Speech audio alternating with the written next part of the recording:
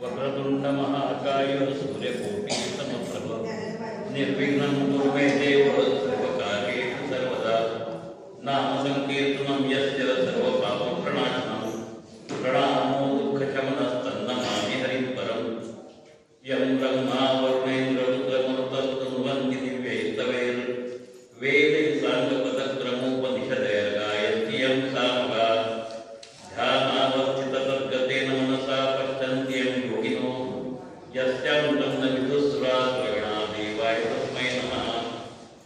सर्वमङ्गलमाङ्गल्ये शिवे सर्वार्थसाधिके शरण्ये त्र्यम्बके गौरी नारायणे नमोस्तुते। गुरुर्ब्रह्मा गुरुर्विष्णु गुरुर्देवो महेश्वरः गुरुः साक्षात् परब्रह्म तस्मै श्रीगुरवे नमः। मूकं करोति वाचालं पङ्गुं लभेते किं यत्कृपातमहं वन्दे परमानन्दमाधवम्। ॐ पूर्णमदः पूर्णमिदं पूर्णात् पूर्णमुदच्यते पूर्णस्य पूर्णमादाय पूर्णमेवावशिष्यते। ॐ शान्ति शान्ति शान्तिः। गेले काही वर्ष आपल्याकडे या उत्सवाच्या निमित्ताने येणं होत आहे। आज संत श्रेष्ठ गजानन महाराज किंवा संत श्रेष्ठ बाळूमामा किंवा संत श्रेष्ठ स्वामी समर्थ संत श्रेष्ठ समर्थ रामदास स्वामी या सगळ्या संतांच्या परंपरेतले पण अलीकडच्या काळातले ब्रह्मचैतन्य बौद्धलिंग महाराज यांच्या संदर्भात काही विषय मांडावा अशी आज्ञा आहे। विषय मांडताना पुरोगामित्व आणि प्रतिगामित्व अशा दोन शब्दांचा कारण नसताना विचार आपण करतो आणि म्हणून त्या अनुषंगाने काही विचार करतो म्हणतात। प्रथम आपण समजून घेतलं पाहिजे की पुरोगामित्व म्हणजे नेमकं काय। आमच्या परंपरेच्या विरुद्ध आम्ही जाणवलं म्हणजे पुरोगामित्व आहे का? म्हणजे जुन्या काळातला मुलगा वडिलांना नमस्कार करत होता, ते आले की उभा राहत होता, त्यांनी बसा म्हटल्याशिवाय बसत नव्हता। अलीकडच्या काळात मुलगा बसलेला असतो, वडील उभे असतात, त्याला पुरोगामित्व म्हणायचं का? वडिलांनी सांगितलं अरे उठ मी आलोय किंवा समोरच्या मोठी माणसं आले जरा उठून जागा दे म्हणजे वडील प्रतिगामी करतात का? अशा प्रकारचा हा विषय आहे।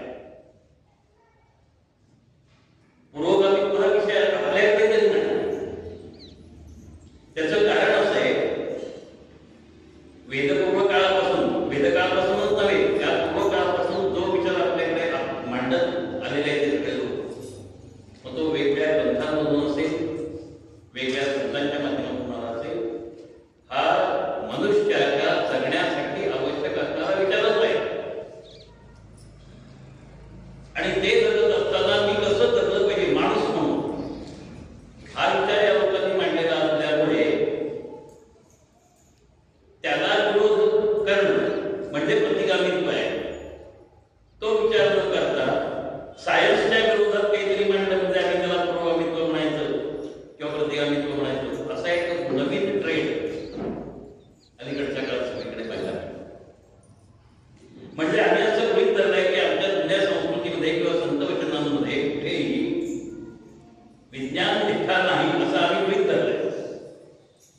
आणि मग अलीकडचे संत जेव्हा ते विज्ञान मिथ्या सांगायला लागतात त्यावेळेला आम्हाला ते पुरोगामी वाटतं। असं काही नाहीये। ज्या आपल्या तत्वज्ञानामध्ये किंवा आपल्या समाजामध्ये सगुण आणि निर्गुणाच्या ज्या वादामध्ये आपण पडतो कारण नसतात, त्या वादामध्ये उदाहरणं देताना कोणती द्यावी असा विचार मला की कोणी अलीकडच्या काळातल्या अन्नाचं उदाहरण दिली तर त्या अन्न कसं आपोआप आलं किंवा काय आलं, कोणी जुन्या काळातला एखादा दाखला दिला। दोन्ही ठिकाणी श्रद्धा महत्वाची आहे।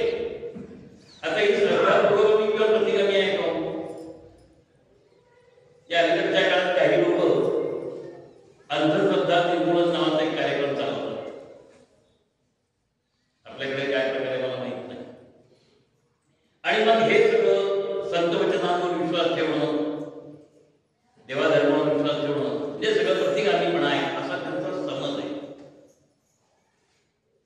आणि त्याचं कारण काय? देव दाखवता येतोय का? नाही. मग ते दाखवता येत नाही ते अस्तित्वातच नाही असं ते म्हणतात.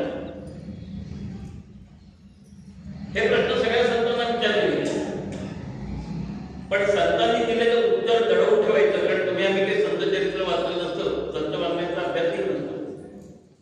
आपल्यासमोर त्यांचे जे चमत्कार आलेले असतात त्या चमत्काराच्या अनुषंगाने आपण विचार करतो आणि मग चमत्कारचे प्रतिगामीपणा असा एक शिक्का त्याच्यावर आपण ठेवतो.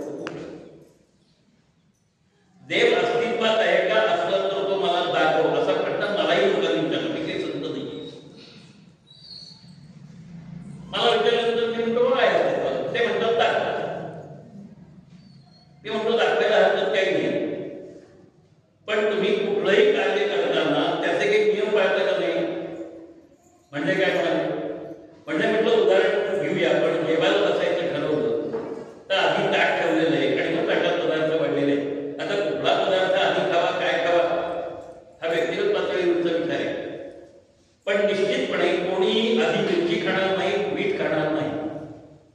पोळी आधी खायची का भात जेवायचं का भाकरी का वेगळा विषय. पण पोळी नुसती कोणी खाणार नाही, ती कदाचित भाजीवर घेईल. मीठ नक्की खाणार नाही आधी, म्हणजे त्याचा नियम ठरलाय की मीठ नंतर खायचं किंवा मिरची पोळी बरोबर किंवा भाकरी बरोबर खायची, भाजी नुसती खायची नाही, त्याच्याबरोबर थोडा जो खायचा तो खायचा. ते न करता आम्ही मीठ आधी खाल्लं म्हणजे आम्ही पुरोगामी झालो का मूर्ख ठरलो? विचार करूया. संत ज्यावेळेला आमच्यासमोर एखादा विषय ठेवतात, कोणताही असेल, त्यावेळेला देव हा विषय घेऊन ते बोलताना आम्ही आता प्रश्न विचारलाय की देव अस्तित्वात असेल तर तो दाखवा. मग तो जसा नियम आहे जेवणाचा की ताट पडल्याशिवाय अन्न वाढायचं नाही, नाही तर आधी अन्न वाढायचं वरती ताट ठेवायचं. चालेल तो आपण म्हणा काय वेळेसारखं बोलतोय. प्रतिगामी आणि पुरोगामी ना, मग त्या परंपरा सगळ्या सोडायच्या. खानावळीचं सेवन जेवण नसतं, ताट आलं की जेवण सुरुवात करायची. घरात सुद्धा खानावळीसारखं जेवण म्हणजे पुरोगामी पण आहे ना? का सगळ्यांनी थांबणं, सगळ्यांचं वाढत झालं किंवा ताटं काय वाढवून गेली असतील देऊन झालं, मग जेवण करायचं किंवा जेवायचं. हा पुरोगामी आहे का ते काही न विचारात घेता आलं की सुरुवात आणि दुसरा कोणी बघ ते जर तिकडे सर्व असं नाही, त्याला पुरोगामी म्हणायचं. तुम्ही शाळेमध्ये जायचं ठरवलं, मुलांना पाठवायचं ठरवलं विषयचा इंग्लिश मीडियम मध्ये, तर किती बंधन आहेत मुलांना? त्याच्या युनिफॉर्म पासून सगळी बंधन आहेत. तो युनिफॉर्म न पाळणं आम्हाला चालत नाही. आवश्यकता नसली तरी गळा बंद केलाच पाहिजे. तो काय काय कंठरंग तो घट्ट बांधलाच पाहिजे, शर्ट इन केलाच पाहिजे वगैरे वगैरे. पायात बूट असलेच पाहिजे. उष्णकटिबंधात बुटांची गरज नाही, पण ते पाय बांधले गेले पाहिजे का? शाळेत ते नियम पाळले नाहीत. अलीकडच्या काळात काही ख्रिश्चन शाळांमध्ये आणखी काही बंधन आहेत. मुलींनी बागड्या घालायच्या नाही, कपाळाला कुंकू लावायचं नाही वगैरे वगैरे. कपाळाला कुंकू लावलं की प्रतिगामी आणि ते लावलं नाही की पुरोगामी, असं काही नियम आहे का? याचा अर्थ असा आहे का कपाळाला कुंकू केवळ स्त्री लावते ही ब्राह्मण कल्पना आहे आमची. पुरुषाने सुद्धा कपाळाला विशिष्ट ठिकाणी गंध म्हणा कुंकू म्हणा लावायचं आहे.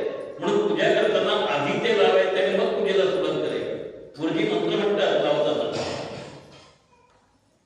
मग ते कुंकू न लावता स्त्री घराच्या बाहेर पडली म्हणजे ती पुरोगामी झाली बरोबर आणि कुंकू लावणारी प्रतिगामी झाली बरोबर. गळ्यात मंगळसूत्र घातले कशासाठी? ते मंगलसूत्र आहे. ते न घालता मी बाहेर करायचं कुठेतरी, मग आम्ही मंगल वागायचंच नाही का? म्हणजे मंगळसूत्र गळ्यात घालणं म्हणजे प्रतिगामीपणा आणि ते गळ्यात न घालणं म्हणजे पुरोगामीपणा, असं काही आहे. त्याचा हेतू काय, ते कशासाठी वापरलं जातं, त्याच्यात दातृत्व खरंच आहे का, असे असंख्य प्रश्न आहेत. तसा देव आहे का दाखवा. हिंदू धर्म म्हणतो देव अस्तित्वात आहे, सगळेच म्हणतात. कुठला धर्म म्हणत नाही देव नाही म्हणून. ख्रिश्चन धर्मही सांगतो देवाचं नाव कोणतं हा भाग वेगळा आहे, पण तोही सांगतो की देव अस्तित्वात आहे. मुस्लिम धर्मही सांगतो देव अस्तित्वात आहे. अन्य धर्मही सांगतात देव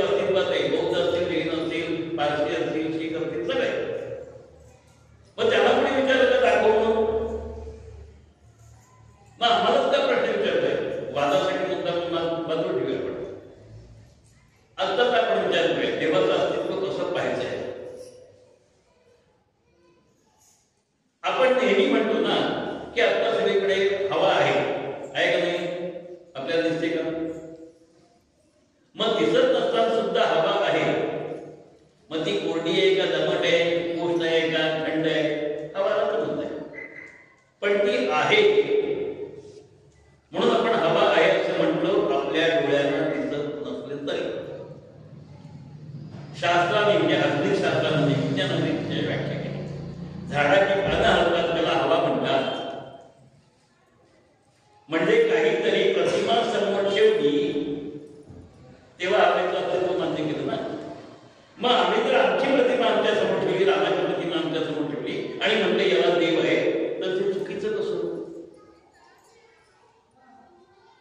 तरी सुद्धा अस्तित्वाचा विषय शिल्लक करतो ना.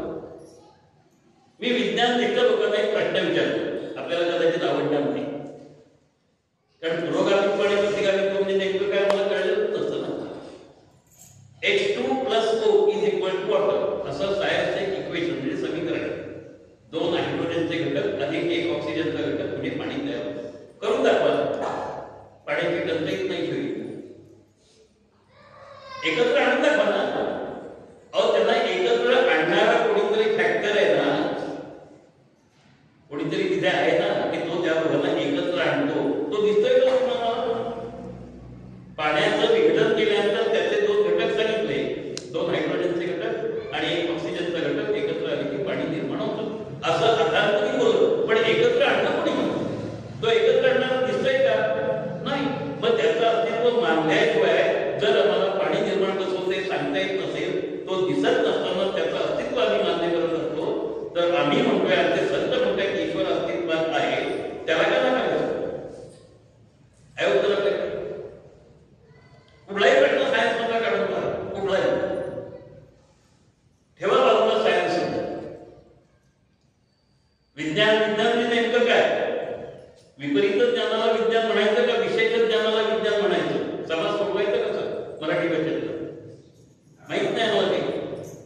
पण तरी सुद्धा ते बाजूला ठेवा. आणि एक प्रश्न आपल्याला काय विचारतो. मी आता आपल्या समोर बसतोय, प्रवचन करतोय, तुम्ही सगळेजण मला पाहता, माझं ऐकतात, बरोबर आहे का, योग्य आहे काय योग्य हा बाबा म्हणतो, पण माझा आपण सगळेजण ऐकतात. माझ्या घरी मी ज्या गावात राहतो तिथे कोणीतरी गेला आणि त्यांनी प्रश्न विचारला की सर कुठे आहे? घरात सांगितलं ते नाहीये. म्हणजे नेमकं काय समजायचं? नाही या शब्दाचा नेमका अर्थ काय करायचा? घरात नाही कसा करायचा का अस्तित्वात नाही कसा करायचा? आपण म्हणाल अस्तित्वात नाही कसे, आमच्या समोर तर आहे, पण तिथे काय अवस्था आहे? मग माझं अस्तित्व तिथे माझ्या पत्नी म्हणून लोकांना कळणार आहे का नाही? कशावर कळणार आहे? कपड्याला कोणतं गंध लावलेलं आहे, काय मंगळसूत्र आहे का नाही, खुर्चीला मध्ये कपडे टाकलेले आहेत तेव्हा नाही, खुर्ची कोणाची म्हटले तरी त्यांची खुर्ची आहे असं सांगितल्यावर माझा अस्तित्व तिथे आहे ना, प्रत्यक्षात आहे का? आता तिथे जर कोणी म्हणाल आत्ताच्या आत्ता मला दाखवा सर पुढे शक्य आहे का? पण माझ्या घरातल्यांचा माझ्या परिसरातल्या लोकांचा 100% विश्वास आहे ना की सर अस्तित्वात आहे. इथे नाही, तिथे.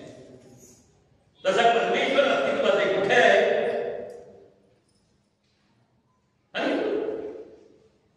महाराजांनी सांगितलं, भागवत पुराणाने सांगितलं. काय म्हणतं भागवत पुराण? नाहं वसामि वैकुंठे योगिना उदयरवू मद्भक्ता यंत्र गायत्री तत्वतीर्थांना. ज्या ठिकाणी माझे भक्त माझं गुणसंकीर्तन नामसंकीर्तन किंवा लीला संकीर्तन करतात त्या ठिकाणी मी आहे. आता तुम्ही नामस्मरण करत नसलं तर तुम्हाला दिसणार कसं? आमचे गोंधळेकर महाराज काय म्हणाले? नाम घेतलं तर आहे, त्याचं अस्तित्व पावलं पावली आपल्याला जाणवतं, पण आपल्याला तो आहे असं वाटतच नाही, कारण आपण स्वतः म्हणतो मी करतो माझ्यामुळे. तो अहंकार बाजूला ठेवा. बघा किती प्रकारे परमेश्वर आपल्या पाठीशी उभा राहतो. ठेच लागलेला पोरगा कोणी असेल, मोठा माणूस सुद्धा असेल, आईला असं म्हणतो ना, आई अस्तित्वात नसली तरी का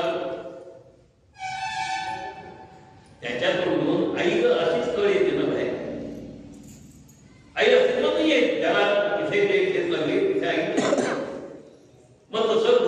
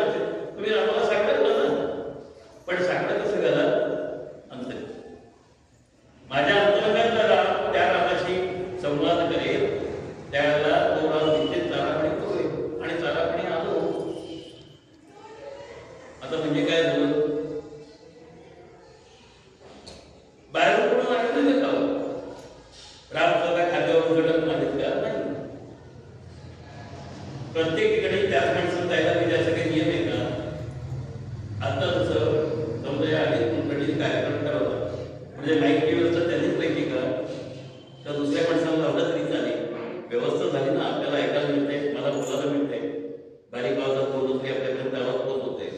मग ही व्यवस्था कुणी केली? मी जर म्हटलं रामाने केली, चुकलं तो. आता माझ्या वृत्तीने ही व्यवस्था करणारा रामच आहे.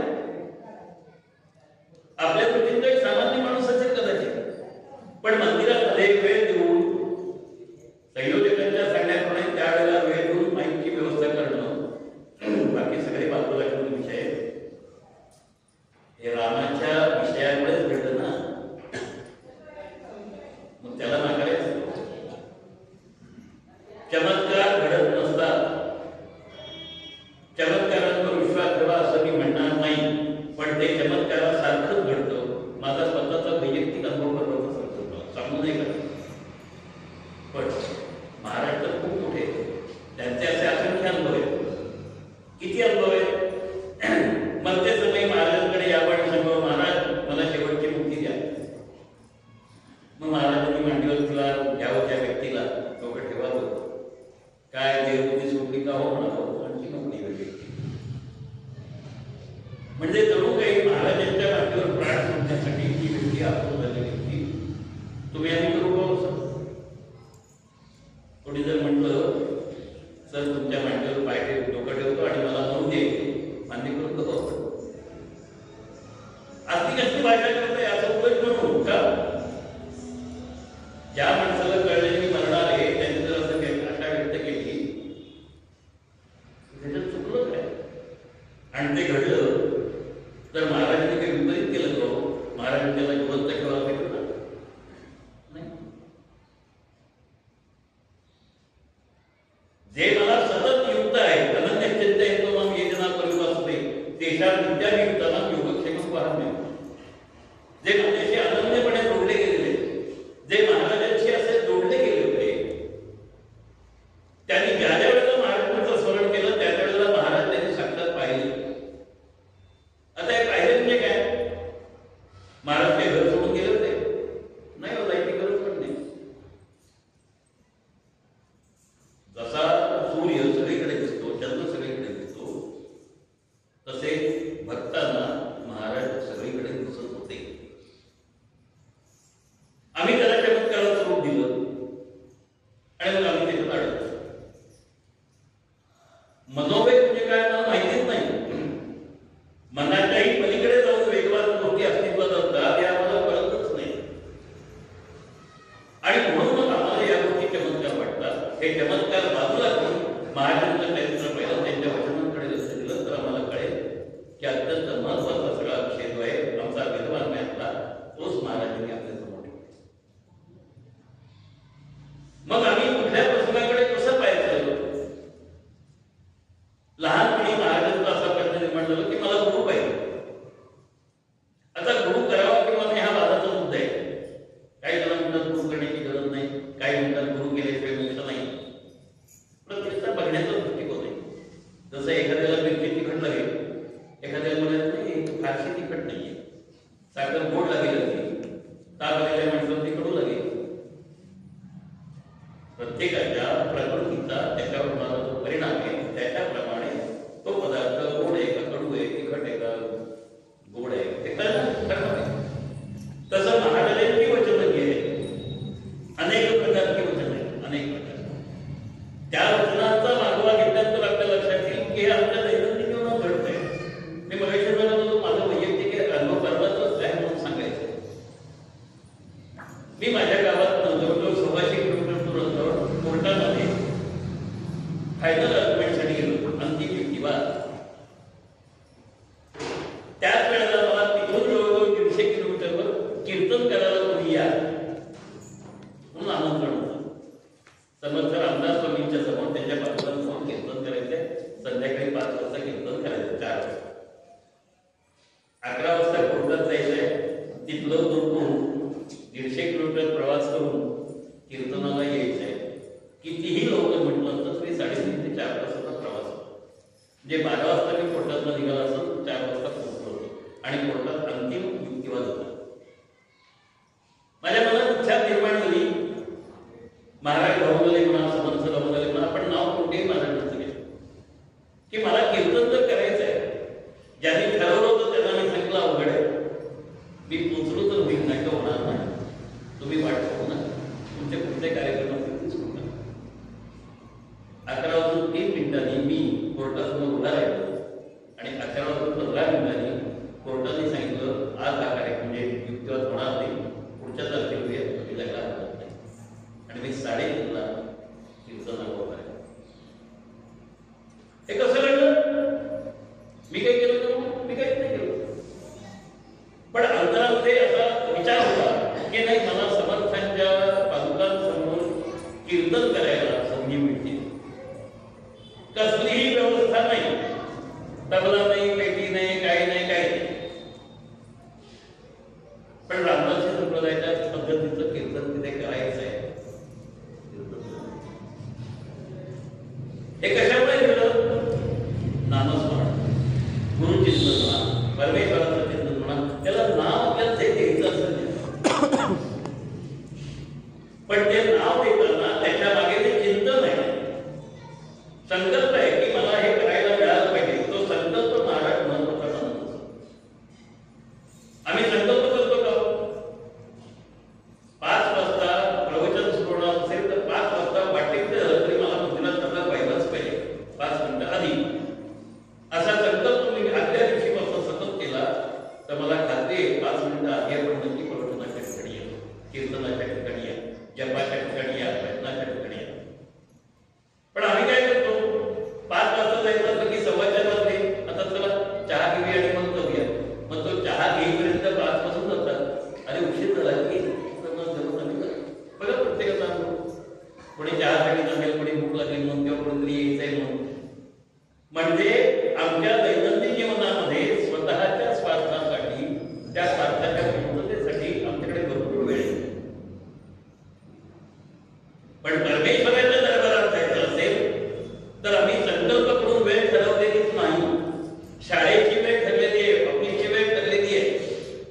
5 मिनिटं उशीर झाला की लेटमार्क आहे, कदाचित वर्गात प्रवेश मिळणार नाहीये.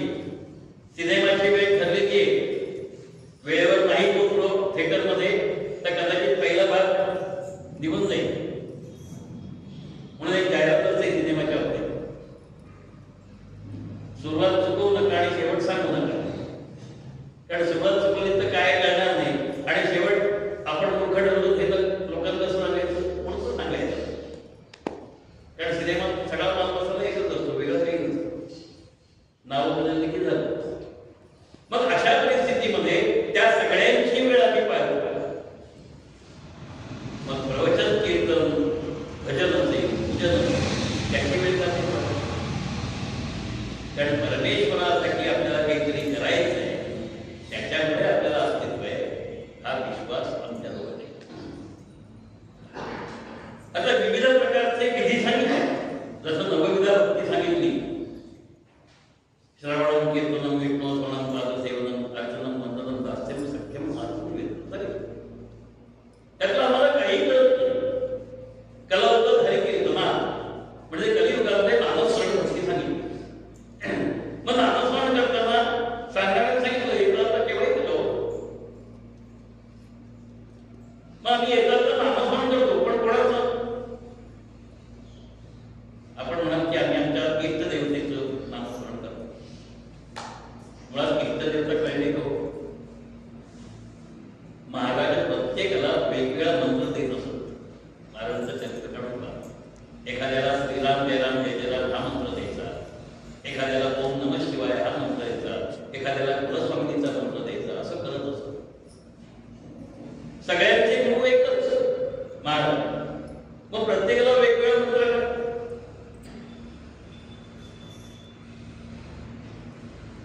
सगळ्यांना एकच काम करायचंय, पोट भरायचंय, बरोबर? मग सगळ्यांना एकच पदार्थ चालेल का?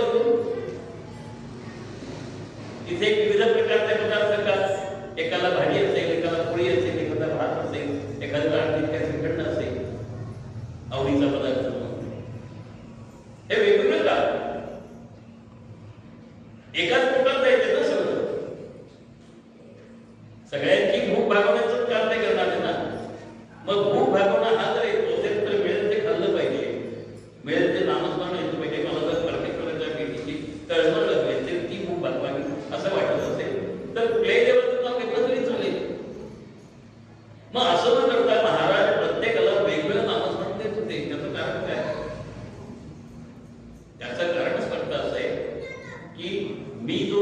स्वीकारलं आहे. मला माहित नाही मी स्वीकारलं का नाही, पण त्या देहात मी आता आहे. जसं आता मी या देशात आहे, मी हे स्वीकारलंय का तात्पुरतं कळलं. मग या देशासाठी, या कार्यक्रमासाठी मला उत्तर देणं गरजेचं आहे. निदान तेवढा वेळ तरी, कारण मी स्वीकारलं. नाटकामध्ये काम करणाऱ्या पात्राने त्या नाटकातली जी भूमिका स्वीकारली तेवढ्या वेळेपर्यंत त्या कसं वागत नाही. घरामध्ये स्वयंपाक करणाऱ्या स्त्रीने तेवढ्या वेळेपुरतं स्वयंपाकी म्हणूनच काम केलं पाहिजे ना, प्रमुख काम. बाकीची कामं ती करेल, करणार नाही असं नाही, पण प्रमुख काम काय? स्वयंपाक करणं. ते बाजूला ठेवून ती बाकीची करत राहिली कामं तर चालेल का? आपण काय म्हणाल, अहो तुम्हाला स्वयंपाक करण्यासाठी बोलून जायचं, 100 रुपयांना जेवायला घालायचं आहे, मग तुम्ही हे काय करत असता, चालेल का? नाही, तुम्हाला कशासाठी बोलवलंय या करा. तसे तुम्ही आम्ही ते जन्माला आलो ते कशासाठी आलो? कधी विचारलं कसं त्याला, मी मनुष्य म्हणून जन्माला कशासाठी आलो? 84 लक्ष योनी आहेत असं मानलं जातं. त्या 84 लक्ष योनीमध्ये मी मनुष्य म्हणून जन्माला आल्यानंतर 9 लाख प्रकारचे माणसं आहेत असं आपलं शास्त्र सांगतं. मग मी जो मनुष्य म्हणून जन्माला आलेला आहे, या मनुष्य जन्माचं माझं कर्तव्य काय? इथे जसं आता माझं कर्तव्य विषय मांडणं आहे आणि आपलं प्रत्येकाचं कर्तव्य ऐकणं आहे. मध्येच आपण बंद म्हणायला लागला, हे तुम्ही कोणतं ऐकलंय बरोबर नाही, हे असं नाही तसं आहे, नारायण असं म्हणाले तर चालेल तो. सांगणारे काय सांगते, तुम्हाला जे काही म्हणायचं असेल ते नंतर म्हणा, याचा विषय संपल्यानंतर, कारण आत्ता ही वेळ कोणाला दिली या. तशी तुमच्या आयुष्याची वेळ भगवंतांनी तुम्हाला दिली. कसं जगायचं ते सांगून दिले. माणूस म्हणून जगायचंय. मग माणूस म्हणून आम्ही जगायचं असेल तर माणूस कुणाला म्हणायचं याचा विचार आम्ही केला का? 2 हात 2 पाय डोळे नाक सगळं दिसायला माणसाचं काय, कारण या देहाला माणूस असं म्हटलंय. उद्या या देहाचं नाव बदललं आणि वेगळं काहीतरी दिलं तर आम्ही ते म्हणू का? उदाहरण घेतलं तर प्रवचन करायला आपण माणूस म्हणतो का? आपण प्रवचनकार म्हणतो. संतांना आपण माणूस म्हणतो का? संत म्हणतो. म्हणजे माणसासारखा दिसत असून सुद्धा त्या व्यक्तीला आपण दिलेलं नाव वेगळे, गोष्टींना आपण गोष्टी म्हणतो. वेगवेगळ्या प्रकारचे व्यवसाय करण्याला त्या प्रकारचं नाव आपण दिलं. एखाद्याला व्यापारी म्हणतो, एखाद्याला झाडूवाला म्हणतो. हे नाव आपण त्याला दिले, पण तो माणूस आहे का नाही? मग तो जर माणूस आहे तर त्याला माणूस का नाही म्हणायचं? त्याच्या नावाने का नाही बोलायचं? कोणीतरी त्याचं नाव ठेवलंय ना, ते योग्य आहे काय योग्य आहे भाग वेगळा आहे, पण जे नाव ठेवलंय त्या नावाने त्याच्याशी व्यवहार का नाही करायचा?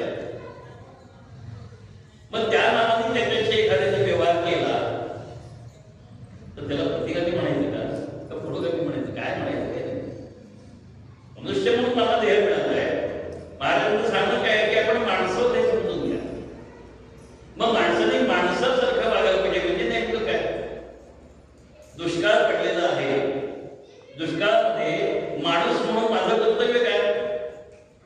माझ्या घरातलं अन्नधान्य दुसऱ्याला न देतं ते राखून ठेवणं, का माझ्या घरातलं अन्नधान्य दुसऱ्याला देण्यासाठी प्रयत्न करणं? काय माणूस म्हणून माझं कर्तव्य काय? नाही मग मी ते संपूर्ण तर मला उपाशी मारावं लागेल हा विचार करून ते आहे ते सत्य सांभाळणं का आजचा दिवस त्याला जगू द्या, उद्याचं उद्या बघू असा विचार करून बाबा तुला हवं ते घे, याला माणूस म्हणायचं. महाराज काय करत असत? तुम्हाला नवस फेडायचंय हरकत नाही, किती माणसांचा फेडायचं आहे? अहो पण काही नाही नसू देत ना, देणारा तो बसलाय, तुम्ही कशाला चिंता करताय? तुम्ही त्याचं चिंतन करा, तो तुमची चिंता दूर करेल. पण आम्ही त्याचं चिंतनच करत नाही, आम्ही फक्त नको त्या गोष्टींची चिंता करतो. मग आम्हाला म्हणते कसं होणार? अचानक 4 माणसं जेवायला म्हणणार, घरातली बाई म्हणणार, अहो तुम्हाला आधी नाही का कळत? आता आधी कळलं असतं म्हणजे काही फरक पडला असता का? समजा तासभर आधी सांगितलं की अचानक सर येणार आहे आणि त्यांच्याबरोबर 4 माणसं जेवायला घालतात. तुमच्या वागण्यामध्ये, तुमच्या बाकीच्या करण्यामध्ये काही फरक पडेल का? भाजी करून झालेली आहे, वरण करून झालेलं आहे, भातही शिजवून झालेलं आहे, फार तर काय बदल होईल? पोळ्याच्या जास्त लागले, याच्यामध्ये काही बदल होईल का? किंवा मग पुन्हा कुकर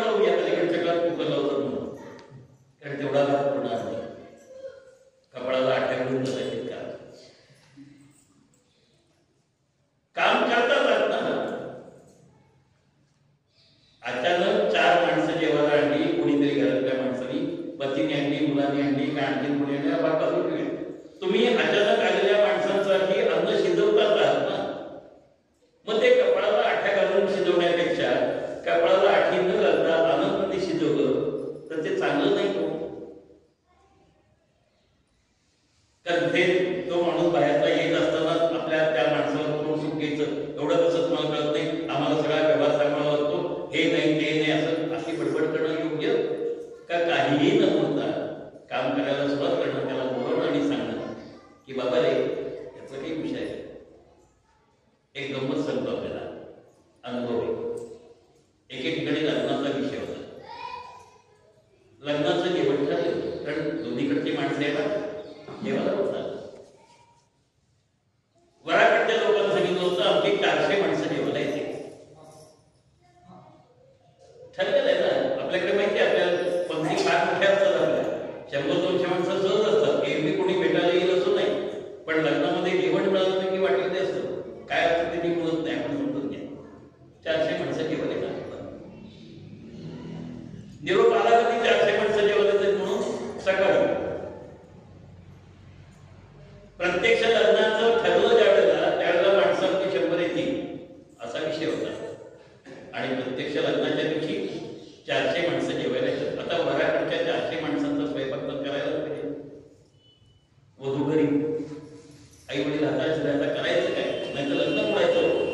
आणि जेवण तर दिलं पाहिजे ना सगळ्यांना. बाकी काही नाही केलं, मानपान नाही केलं तरी चालते, पण खायला केलं तर दिलं. काय करायचं मग? पूर्वी कशी गावात पद्धत होती की अशा कार्यक्रमाच्या वेळेला घरात चूल पेटत नसे, सगळे गाव एकत्र येऊन तिथे तो कार्यक्रम करत असे. आता आम्ही दोन आमच्या दोन याच्या पलीकडे आम्हाला काही दिसतच नाही, याला तो म्हणायचं ना. आम्ही दोन आमचे दोन बाकी नाते वगैरे सगळे दिसत असतात. गावात मिटिंग बसली, त्याच्यात एक वृद्ध ग्रस्त होते. ते मला ठीक आहे 400 माणसांना जेवण द्यायचंय ना, हरकत नाही, आम्ही गावकऱ्यांची जबाबदारी घेतो, नीट समजून घ्या सगळा. त्यांनी चौकशी केली त्या वधूच्या वडिलांकडे, तुमच्याकडे धान्य किती मला सांगू नका, तुमच्याकडे साखरेचं पोत आहे का? ते म्हणाले 2 पोती साखर आहे, बाकी काही नाही, तांदूळ नाही, गहू नाही, डाळ नाही, काही नाही, पण 2 पोती बस झालं म्हणाले, काम झालं. मग आता काय करायचं? पंगत वाढायची. त्या पंक्ती गावातले काही लोक जेवण नसतील. अहो 400 माणसांना त्यांच्या जेवण घेतल्याशिवाय आपल्या गावातल्या माणसाचं जेवण कसं करायचं? मी सांगतोय तयार 4 पंक्ती 100 माणसं बसवली. त्या प्रत्येक पंक्तीमध्ये 5-5 माणसं मध्ये अशी घेऊन गावातली बसवली, म्हणजे 25-30 माणसं गावातली वाढत झालं. पहिल्या वाढपाचं सगळं अन्न संपलेलं आहे, कारण तेवढंच होतं 100 माणसांचं स्वयंपाक. 400 पन्न वाढल्यानंतर राहणार काय? इकडे धातू काय होते की काय नाही. तोंडात भात घातल्यावर एका माणसाने निवडून सांगितलं, अहो साखर ना, तुम्हाला काही कळतं नाही, साखर वाढताय का नाही? आता लग्नामध्ये एक गोंधळ असतो आपल्याला माहिती का? आलेला माणूस मुलाकडचा का मुलीकडचा याचा पत्ता शेवटपर्यंत लागत नाही.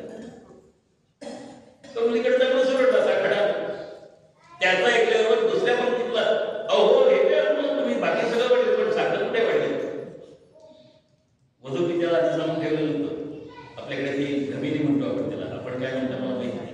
त्याच्यात साखर करून घ्यायची आणि साखर वाढायला त्यांनी या टोकापासून त्या टोकापर्यंत वाढायला सुरुवात केली. साखर साखर साखर 4-5 जण उघडले, सगळीकडे साखर वाढली.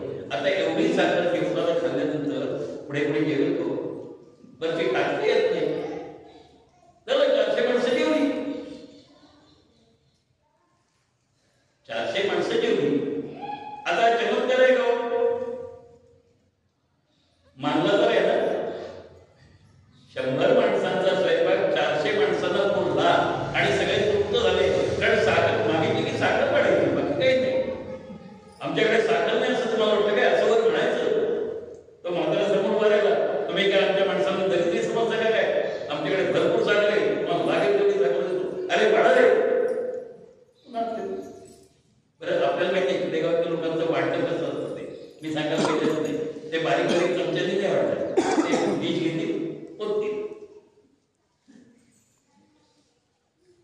कसं पाहायचं एखाद्या विषयाकडे, ती समस्या कशी सोडवायची हे संतांना कळलं. ते ज्यावेळेला आम्हाला कळलं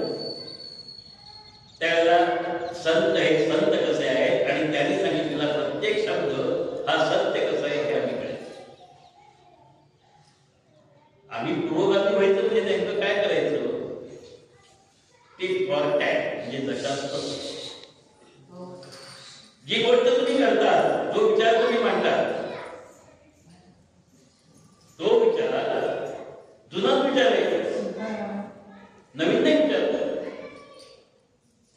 पण तो जुना विचार आम्हाला पटत नाही. त्याचं कारण आम्ही तो विचार मानतच नाही. परमेश्वराचं अस्तित्व सगळे मानतात खाजगीमध्ये, अंधश्रद्धावाले सुद्धा. एका डॉक्टरचा प्रश्न विचारला, माझं डोकं दुखत असताना मी तोंडात गोळी घेतली होती, पोटात गेल्यानंतर मग पोटातल्या गोळीने डोकं कसं थांबलं सिद्ध करा. म्हणजे मी पुरोगामी झालो का प्रतिगामी झालो, काय झालं त्या चिंता. तेव्हा पुरोगामी आणि प्रतिगामी हे शब्द आमची फसगत करणार आहे. विज्ञान हा शब्द आमची फसगत करणार आहे. आमच्या धर्मामध्ये सगळीकडे विज्ञान असून बनलेलं आहे.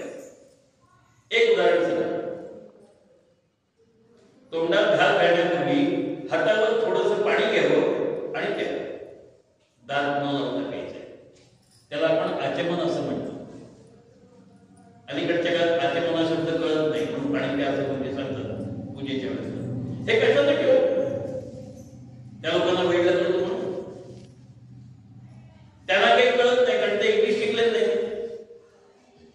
ते तुमच्या पॅन्ट शर्ट घालून फिरत नाही तिकडे तिकडे, खोटं बोलायला शिकलेच नाही कधी. म्हणून ते प्रतिगामी आणि ते खोटं ठरवणारे पुरोगामी हा डोक्यातनं विचार काढून टाकतात. मग हे पाणी कशासाठी हातावर का घेतले? ते भांडण्याने का प्यायचो मी त्यावेळेला? त्याच्यामध्ये काही शास्त्र आहे. ते शास्त्र नेमकं काय? उष्ण पदार्थ ज्यावेळेला प्रथम आमच्या ओठाला लागतो त्यावेळेला आमच्या इथे असणारे लाळरस जो आहे, सायन्समध्ये त्याला लाळरस म्हणतात, तो लाळरस म्हणतो. तो लाळरस त्याच्या तोंडात पिष्टमय पदार्थ आधी टाकायचा, तो गोडच टाकायचा. म्हणून पानामध्ये खीर वाढलेली असेल तर खीर आधी खायची आणि मग बाकीच्या पदार्थांना हात लावायचा. म्हणजे लाळरस सुटतो आणि पदार्थ पचायला सोपे जातात. ते जी उष्णता असते ना हातावर येते, आपला हात उष्ण असतो सगळ्यांना माहिती. कारण त्या उष्णतेमुळे आपण आहोत अस्तित्वात हे करतो. ते तेवढं गरम झालेलं पाणी ते पुरतं. ते पाणी आम्ही प्यायल्यानंतर आमच्या शरीरामध्ये पचनाला चालना मिळते, पचन व्यवस्थित होतं. मग आचमन करणं जेवणापूर्वी अयोग्य आहे का? प्रतिगामीत्वच आहे का? पुरोगामीत्वच आहे. पण हे काय परंपरा, ही कसली परंपरा फालतू दिली आहे? हात खराब असतात, हात खराब आहेत आणि चमचा खराब नाही का? बुचकळून काढलेला चमचा त्या घाणेरड्या टोळ्यांनी पुन्हा पुन्हा केला, तो खराब नाही. पण आम्ही स्वच्छ धुतलेले हात त्या हाताने जेवण लागलो की मात्र खराब आहे. हा प्रतिगामीत्वाचा विषय आहे. दुसरं एक उदाहरण सांगतो तुला. जेवणापूर्वी भोजन सुरू करण्यापूर्वी पानाभोवती पाणी फिरवावं. कशासाठी? त्यांना वेळ लागतो, त्यांनी असं करायला सांगितलं. आणि आम्ही खेळेच वय असं कसं, कारण आम्ही खाली जेवायला बसतच नाही. आम्ही हॉटेलवर खुर्चीवर बसणार, मग जेवणार, अशास्त्रीय सगळं करणार. खुर्चीत बसून जेवणं म्हणजे स्वतःच्या शरीराचं नुकसान करून घेणार आहे. आणि हे सायन्सही सिद्ध केलं आहे. मी सांगायला नको किंवा महाराज म्हणून खाली बसून जेवायचं. महाराज तरी बसले का खुर्चीवर जेवायला? का त्यांना काय आसनाला बसून जेवता येत नाही? पाय सोडून नाही बसले कधी, मांडी घालून बसले. जग करतो सुद्धा मांडी घालून बसले.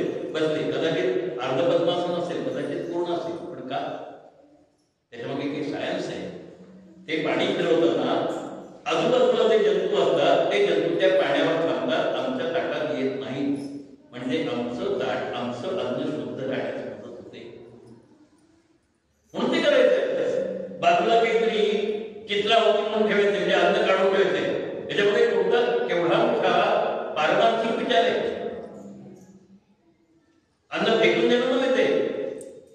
तर ते जे कोणी आहेत बाहेरचे जे किडामुळे आहेत त्यांना मी काहीतरी देणं गरजेचं आहे. माझी जबाबदारी या सृष्टीला जगवणं. म्हणून तेवढा भाग जो काय असेल तो मी त्या अन्न खाणार असेल, ते पोळी असेल, भाकरी असेल किंवा भात असेल, त्याचा थोडासा भाग बाजूला काढून ठेवायचा आणि त्यांना तो द्यायचे. त्यांच्या नावाने ती आहुती द्यायची. त्याला चित्राहुती असा शब्द आहे. ती आहुती दिल्यानंतर माझं पोट भरण्यापूर्वी मी त्याला द्यायचं आहे. हा विचार प्रतिगामी आहे का पूर्वगामी? महाराज स्वतः जेवणापूर्वी सगळ्यांना जेवण वाटत असतो. चरित्र काढून का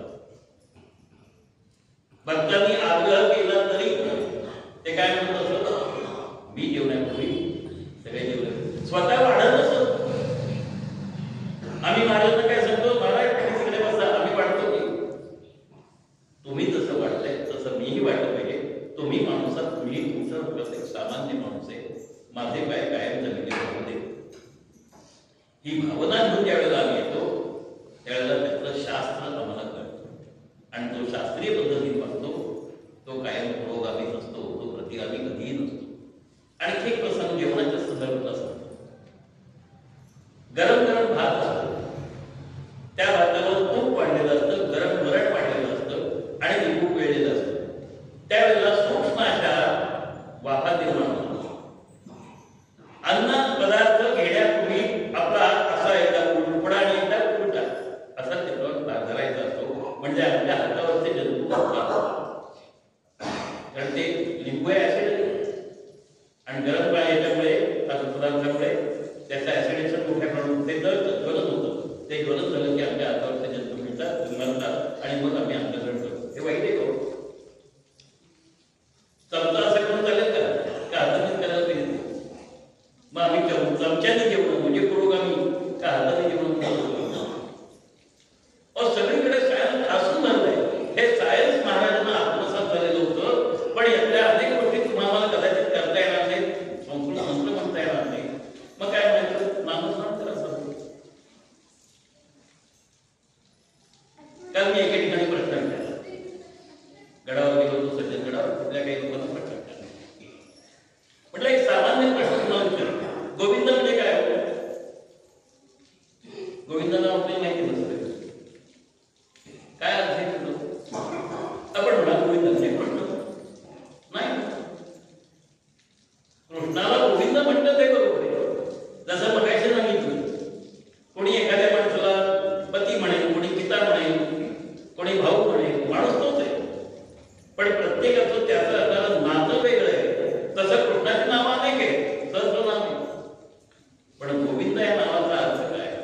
गोविंद आहे ना काय म्हणतात? नुसतं राम म्हणून काय, श्रीराम म्हणा, कशासाठी राम म्हटलं काय पण अपेत नाही. पण श्रीराम म्हणण्यामध्ये जो आनंद आहे, जो अधिकार आहे त्यातला, तो नुसत्या रामात नाही. तसं गोविंदा, मग आम्ही गोविंद होतो. जन्माच्या कीर्तनाच्या वेळेला पाळणा म्हणतात, पाळण्यात बाहेर ठेवताना गोविंद घ्या, कुणी गोपाळ घ्या असं